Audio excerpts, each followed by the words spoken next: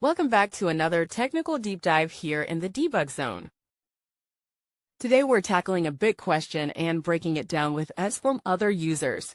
Hopefully this clears up some misconceptions and helps you get the answer you need.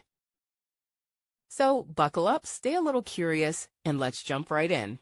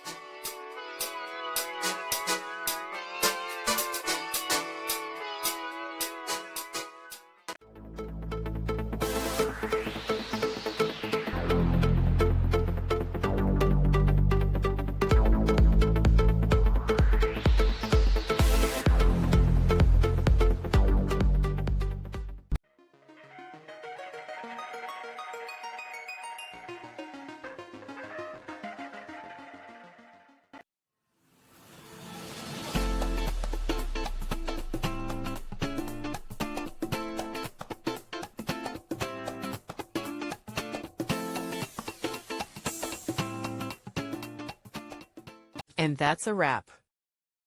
I hope you found the answer you were looking for. If you did, take a second to hit that subscribe button. It really helps out. And let me know in the comments which solution worked best for you. See you next time in the debug zone.